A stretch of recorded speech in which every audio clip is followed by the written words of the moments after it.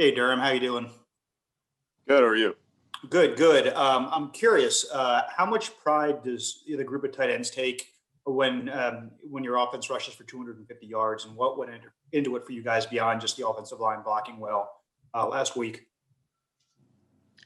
Yeah, I think we take a lot of pride in trying to help the run game have days like we had on Sunday. It's something that we've been focusing on for a while now to really get the run game going, because I think that opens up a lot within this offense, and really in this league, you have to run the ball to win meaningful games. So that's something that we've been focusing on. The offensive line's done a great job of really honing in on what we have to do to be successful in the run game. Yeah, I mean, as a tight end group, we take a lot of pride in trying to get that going.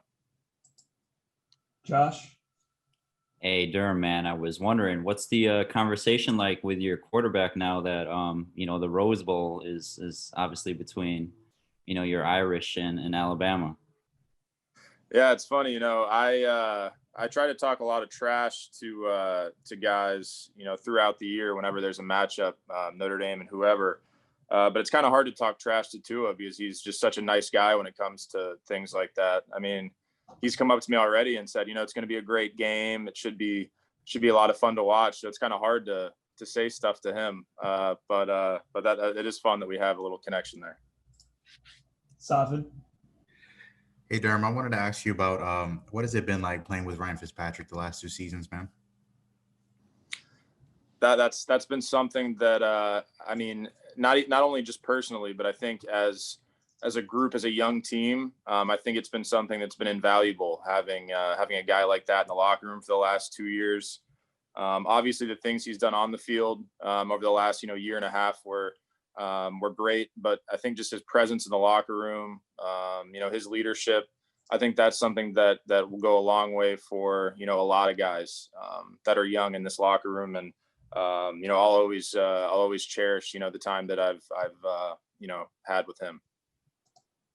Travis? Hey, Durham. Good afternoon. I guess it is past noon now.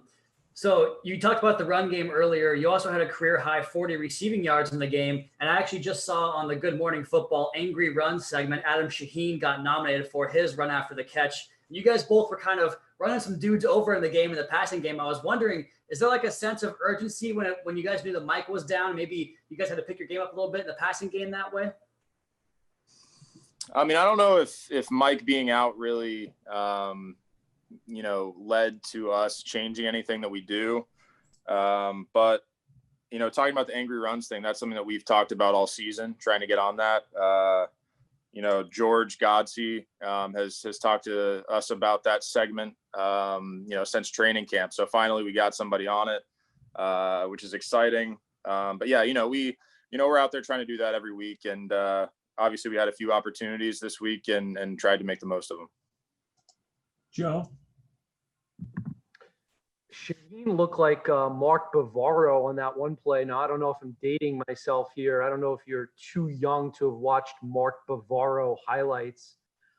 Is there a tight end that you have watched, maybe more in your generation, who's hard to bring down, like a favorite? I mean, you hit a good one right there. As a Notre Dame guy, a guy who did a lot of good things for the Giants back in the day. I actually didn't get to watch him live just because of the age group, but I know a lot about him. So that's a big one there that you hit. That's a guy that back in college we used to talk about too, just because of that connection. So I think there are a ton of guys I could list, but I think you hit a big one right there.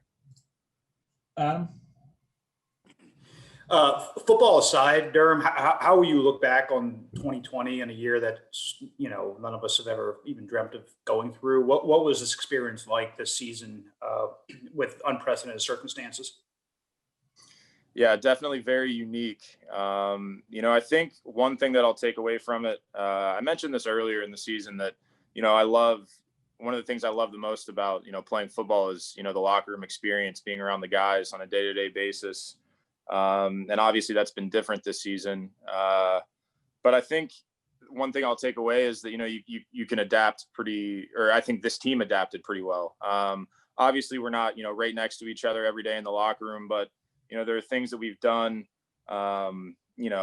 in a safe way where we can really keep the team camaraderie up, things like that.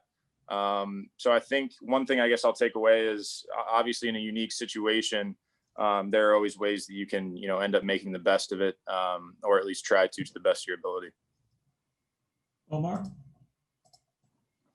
Durham, I wanted to ask you about the RPO stuff.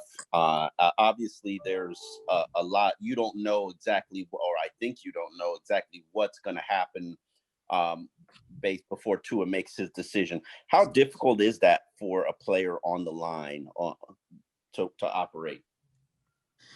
Well, there are things that the defense shows you before the snap that kind of gives you an idea of what could potentially be happening. If you read certain coverage or a loaded box or something like that, you can kind of insinuate that the ball's, either going to come to this, or maybe he's giving the ball. So I think there are clues pre-snap that you can take to make an educated guess about what's going to happen. But then you just have to react. If something changes post-snap and Tua sees it, then you have to be ready. So I think it's kind of taking an educated guess before the snap, and then being able to react post snap to whatever's happening. Al? So Durham, I want to go back to the angry runs thing. Tell me, you seem like an easygoing guy off the field. So tell me, how do you get yourself psyched up for an angry run, and what goes into it physically? Have you had one that you thought you were going to get on this year and they somehow overlooked you? Yeah, I am a pretty even keel guy, off the field, really on the field too. I'm not someone who's pregame, getting super hyped up or anything like that. I try to stay pretty consistent with my emotions, throughout a game. But obviously there are certain situations where, either it's a big play in the game, a big situation in the game where if we get a first down here or there, some emotions come out. After the game, obviously we had a few runs between the two of us where, we got, some yards after the catch. But I think Adams was, obviously he was the one nominated, but I think Adams is the big one. I told him after the game that if we don't get on the angry runs segment, if we don't get that scepter this week, then it's never coming to us. So that was a pretty great job by him. Josh? Yeah, Durham, thanks for taking all our questions, man. With Lynn Bowden Jr., what's it like having him as a teammate? And when he has the ball in the hands and you're on the field blocking for him, he's zigzagging all over the place. Just how exciting is that, knowing that, he's probably going to pick up more than a couple of yards. He's always fighting for those extra ones. Yeah, he's a very exciting player. He's improved throughout the season, both on the field and kind of with his understanding of the game. And I think that's cool to see, something that I think we'll see, continue to improve moving forward. And yeah, he's a very dynamic guy with the ball in his hands, obviously. I think there was a run on Sunday where, he took the ball to the opposite side of the field. I was on the far back side of the field. I was almost walking because I was so far away from the ball. And all of a sudden, in, half a second, he's right behind me and I'm turning around and trying to block someone completely on the opposite side of the field. So when you have a guy like that, can extend a play, it's always exciting. So, if something breaks down, which it kind of did on that play, he was able to turn it into something. And I think we actually have several guys like that. Malcolm has done things like that this year. So I think we have, several guys on this offense that when the ball's in their hands, you really, you never know what's going to happen. Looks like there's one more question. We'll go to Joe. Durham, I'm just trying to remember when Alabama blew out Notre Dame in the 13 national championship game. If I remember correctly, Brian Kelly started off that game trying to throw to Tyler Eifert. Were you committed to Notre Dame, and were you supposed to be like the next Eifert, and were you at that game? Yeah, we actually, so we opened that game. I was a senior in high school at that point. They opened the game in 13 personnel. It was Tyler Eifert, Troy Nicholas, and Ben Koyak, all who, were in the NFL for at least a portion of time. And yeah, I think the game plan that week was obviously to get, Eifert the ball as much as possible. Ultimately, like you mentioned, the game didn't work out. But yeah, actually at the time, I was committed to the University of Texas of the national championship game. And some things happened there in the last 2 months Mac Brown was kind of on his way out at UT, and I didn't know who was going to come in as the head coach. So I ended up taking a visit to Notre Dame a couple weeks after that national championship game, and fell in love, and kind of the rest is history from there. Hey Bobby, obviously you're really close with X. I wanted to ask you what is it about him that just makes him have a real nose for the ball out there, man? He just, man, he's a real playmaker. He makes people, he attacks the football. That's one of the biggest things people don't understand.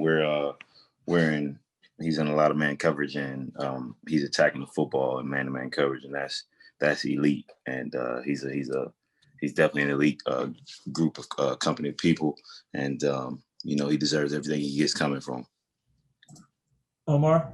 Yeah, he definitely does. He definitely does have a nose for the ball. Bobby, you've been here for quite a while. This is the first time you've ever been part of an elite defense. You guys are ranked up there, top 3 in most of the important statistical categories. What is the difference? What's the secret sauce? Just doing your job. We got 11 guys on the field at a time that want to do their job and do it well and play for each other. That's one of the biggest things, just playing for each other and understanding that, we're a family. We're not just a football team. So we have a lot of guys that are just being selfless and doing their job and taking on blocks up front, or whether it's in the back end or with the line. But regardless of what your role is, just everybody's just doing what they're supposed to do and having fun doing it. Channel 7. Bobby, X is the only player on this defense that ends up making the Pro Bowl on a team that is the #1 scoring defense in the NFL. What are your thoughts on Agba not making it, or any of the other guys from this defense, and only X making the Pro Bowl? It definitely sucks, with especially in Agba's situation. And I'm not going to sit here and point fingers at the NFL and do this and do that, but we all know X deserves it, and we all know there's a couple other guys on the team that deserve it as well. And that's not my role. That's not my job to sit back and tell you what their job is. But we had a couple guys that could have made it, and it's disappointing. But we know we're looking for bigger goals in the near future. Cam? Hey, Bobby, I caught that nose for the ball reference, and it made me miss the locker room. I know X gonna like that one. You guys are I think somebody just mentioned it. You guys #1 scoring defense. Is that a goal to keep that by the end of the year? How important is that moniker for you guys? Man, we just want to keep winning football games, to be honest. Like, I don't even pay attention to what number we ranked on defense. It's some of the first times I hear is from y'all. So, we just kind of just try to just go in each and every week and get better. We try and play better than we played last week. So that's really the goal, and that's our goal as a team, and to win every week. Go in all these games are big games, huge game for us right now. So every week, we just trying to focus up on the Raiders. Stafford? I remember talking to Walt last season. He said extra smells the ball, man. I wanted to ask you, Bobby, about how's your ankle doing? You seem to come out really well last week. How are you doing from a health standpoint? And especially with the Raiders, they seem to be throwing the ball over the field, especially Mariota. Yeah, I'm doing all right. I'll be fine. Alan? Hey, Bobby. So last year, exactly at this time, you were preparing to face the Bengals in week 16 with the #1 overall pick at stake. Year later, week 16, you're in the thick of a playoff race. How crazy is it to think how far this team has come in just 1 year? Yeah, for sure. It's it's definitely an exciting time of the year right now for us in this organization. So we're gonna take advantage of it, man. Take advantage of each and every one of these opportunities we get, and just try to make the best of them and try to get wins. Just keep winning. Just keep preparing each and every week like it's your last week. So if you keep doing that, man, there's no, you just keep going and going and going. Josh? Bobby, what's the difference? These two games mean everything on the field for everything to go your way. What changes?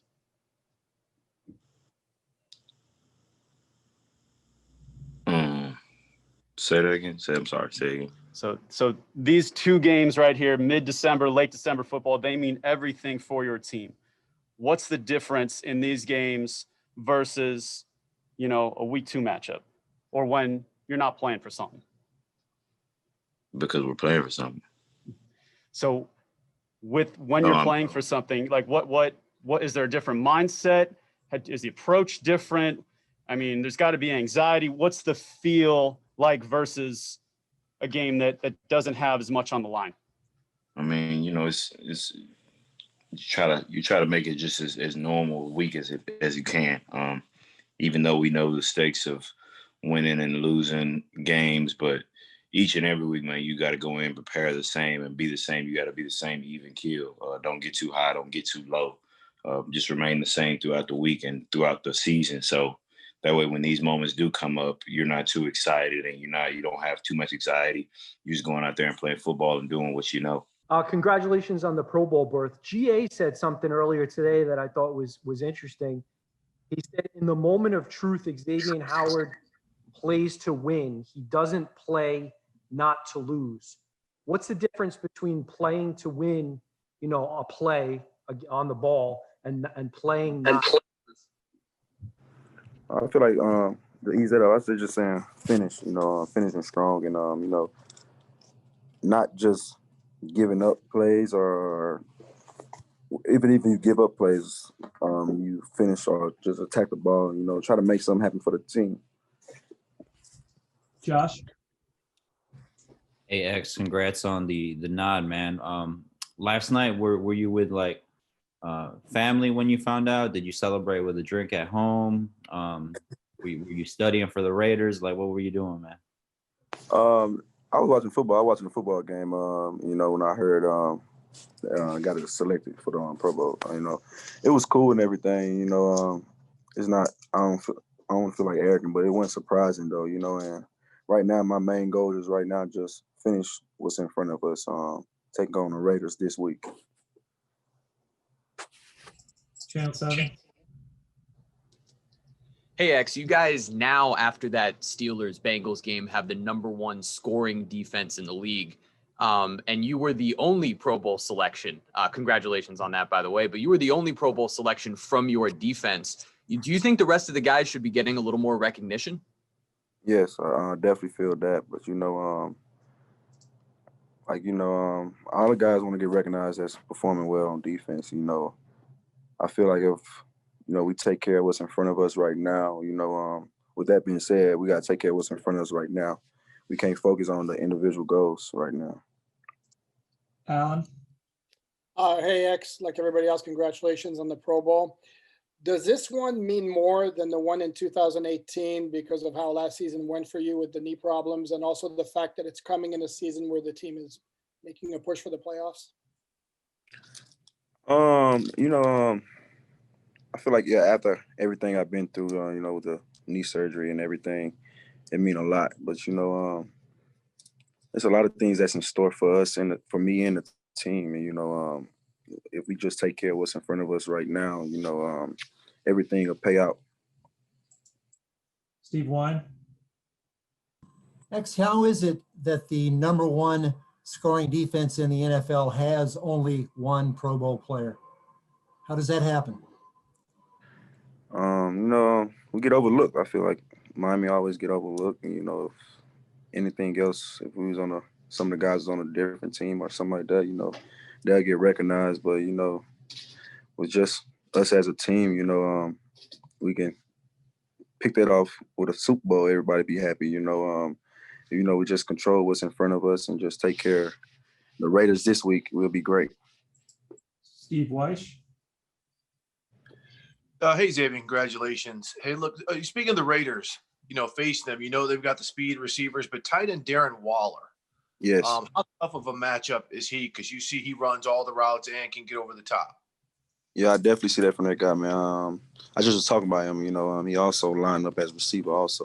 So that got a problem. And I think he had like almost 200 yards last game, He's a threat, and that's one of the guys we definitely got to look out for him. Cam? Because I think somebody mentioned it earlier, the number one scoring defense. How important is that for y'all as a team to finish with that and have that on y'all resume? I feel like we don't even pay attention just to the accolades that they have for the Miami Dolphins defense. You know, we just focus on playing week in and week out and just really performing. All right, two more, Safid. X, you almost had a fumble recovery touchdown, man. I think that would have been the icing on the cake for Defensive Player of the Year. You know, talk about that award. Obviously, it's something that you want to reach for. You want to, you know, be considered for that, right? Right. You know, that's definitely you know, a goal for mine. But like I said, you know, we take care of the Raiders this week. You know, everything else will take care of itself. All right, last one, Joe. I think GA was saying you were probably a receiver in high school, and I know you were, right? But that's when you learned to get your hands on the ball. Can you talk about where you learned to not be afraid of the football and to believe that it's yours?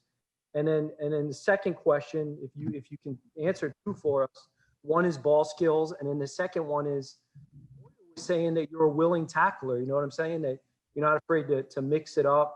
How important is it to you to be perceived as a complete player? And so the two parts: where do you get the ball skills, and where do you get the willingness to mix it up and get dirty in there? I feel like just where I come from, I feel like just being a kid in the neighborhood and just playing hot ball, throw the ball up and catch it, you know, with some of the older guys. And, you know, I just wasn't afraid to play against none of the older guys. And I always play against older guys. And I feel like it made me better. I feel like that's where I get my ball skills and also being a physical corner also too.